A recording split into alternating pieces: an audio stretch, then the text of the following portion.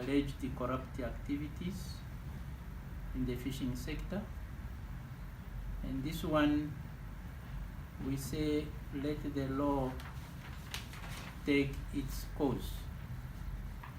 And some of those institutions involved are the Anti-Corruption Commission, the Financial Intelligence. In fact, I read in one of the daily newspapers when I was quoted saying it is our state intelligence. I want to correct that impression. It's not state intelligence, it's financial intelligence, which is an institution created by law, Act of Parliament. The police are involved. The Office of the Prosecutor General is also involved. So that's a separate matter to which a matter before court. The provisions of our Constitution, we cannot comment on those issues. But I can say, those who have information, those who have evidence, these institutions are waiting for you to report. But here, as the Honorable Minister has alluded to, you know I'm very new in this sector. I only know Zambezi Brim, but now I was brought to administer the affairs of this sector by the appointing authority. That's why I requested my dear sister, the Honorable Deputy Minister, who has institutional memory, to assist me in responding to some of the likely questions that are likely to be posed. First, I would like to say this sector is principally administered, regulated by the Marine Resources Act of 2000, which is Act number 27 of 2000. My dear brother here said this sector is very important. It employs about 16,000 employees. As we are aware also, sometime last year, to be exact, 1st June to 31st July 2018, Namibian citizens were invited to apply for fishing rights.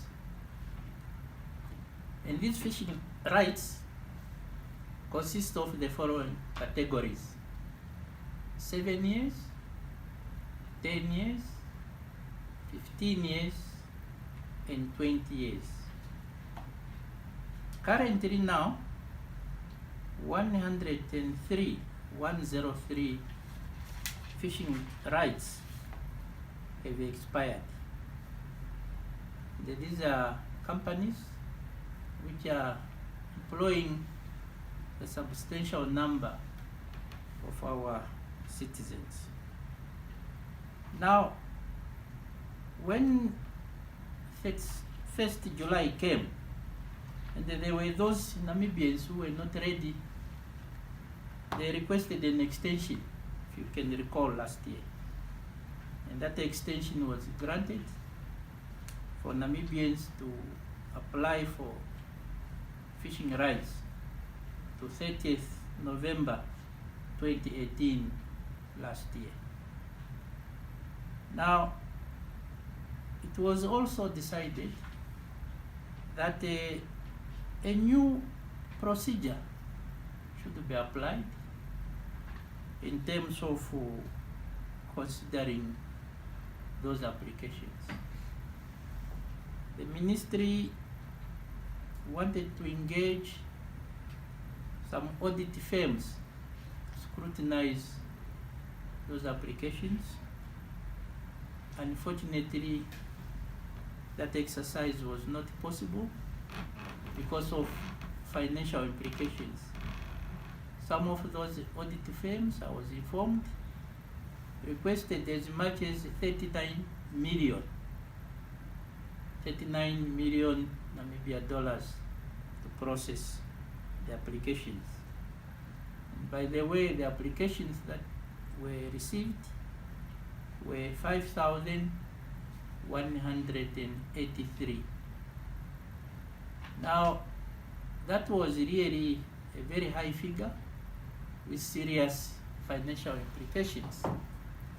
The ministry therefore decided to engage UNAM. UNAM for the following reasons.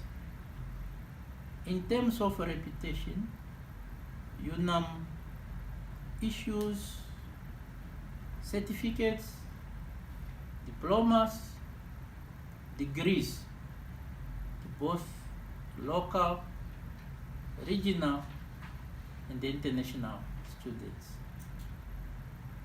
And the UNAM quoted 2,816,833 Namibia dollars 60 cents, which is very reasonable compared to 39 million.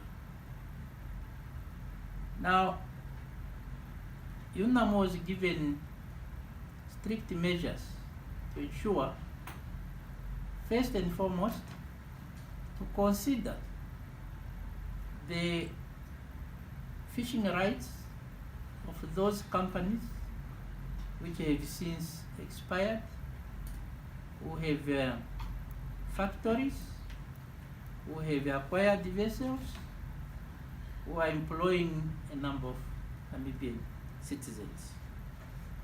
Secondly, to consider first-timers, meaning those Namibian citizens who applied for fishing rights for the first time.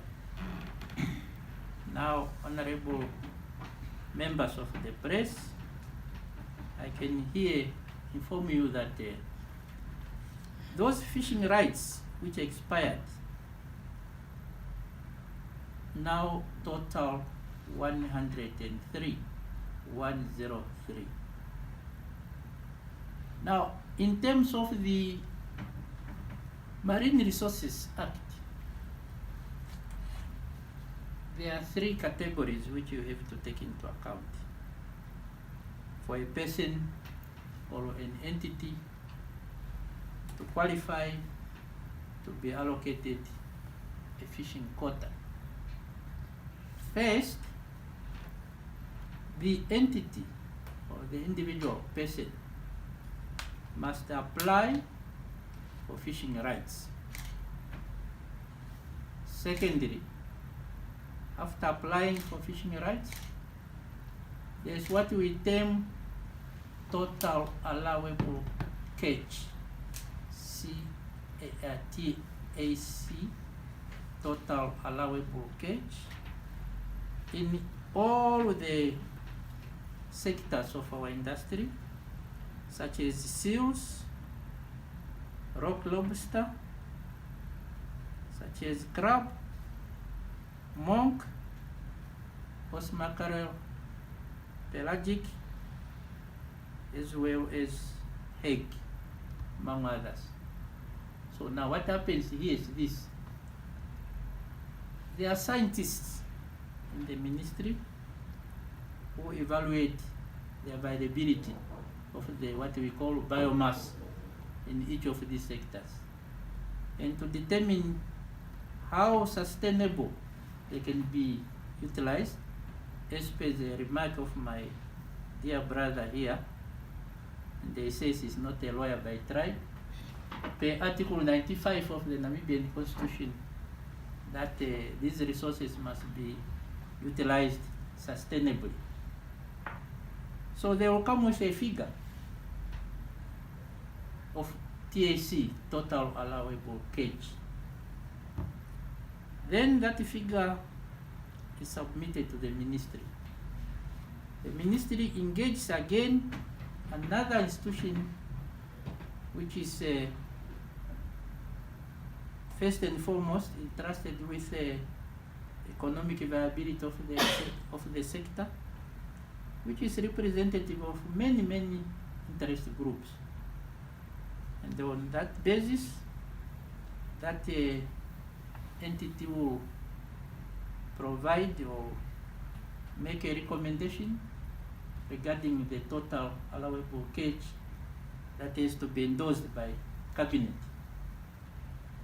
And the Cabinet is informed, is consulted. Once Cabinet agrees, then that quota is the one which is ruling, which must be applied.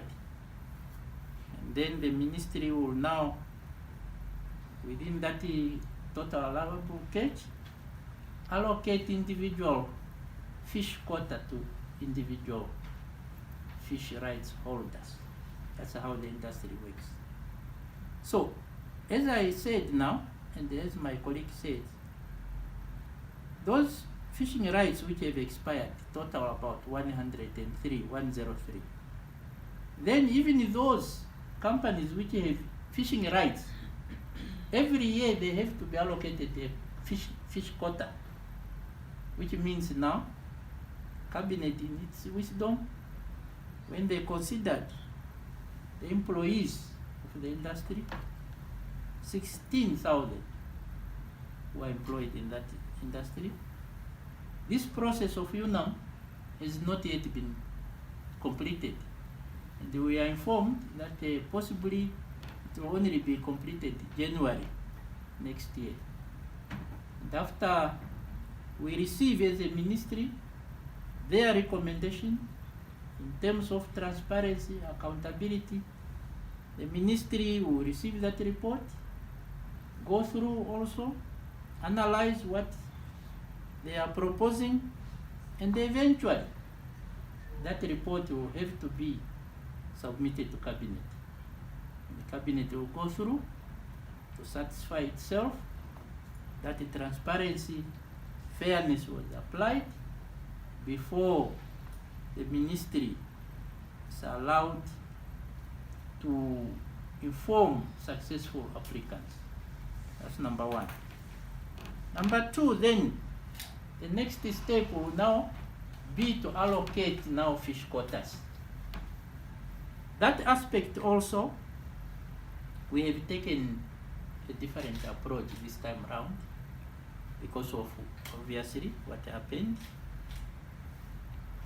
The ministry will propose some of those fish quotas to the applicants, but before the implementation, the Cabinet must be informed, meaning now the minister responsible for fisheries and marine resources will have to submit to Cabinet all the information, to Cabinet to satisfy itself that indeed the process was fair, was transparent, before the applicants are informed about their allocation of fishing quota.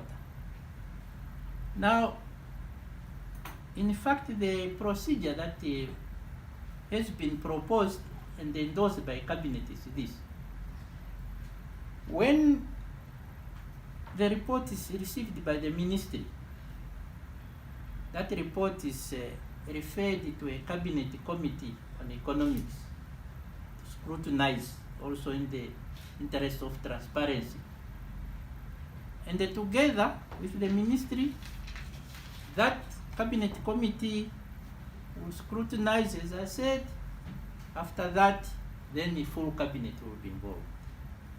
But in future, particularly following what happened, we want to enhance even more in terms of transparency, because now there's no time, as you can appreciate, that the Act, Marine Resources Act, will have to be amended so that before these rights are granted, before the fish quotas are granted, there must be even a gazette to inform members of the public, our nation, to say, these are the applicants. We are proposing to grant fishing rights to these ones because they qualify for ABC reasons. These others, they do not qualify for ABC reasons. So please, revert back to us with your recommendations as members of the public. Equally, when you allocate now fishing quotas, we do that also. We gazette, we invite also check sheets from members of the public. To me, this will be the most fairest way of dealing with this natural resource. Now, Honorable Minister, as I said, UNAM promised that they will report to us by or before the end of January.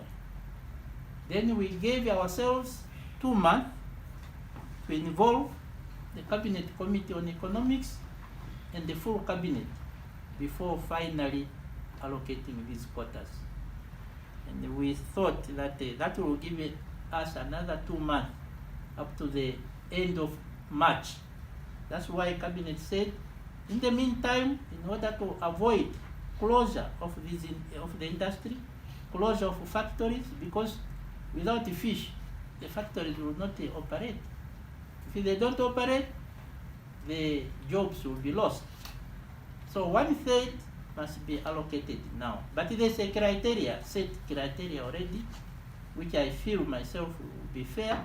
But if there are some other areas where we feel that maybe in the past justice was not done, that will be adjusted.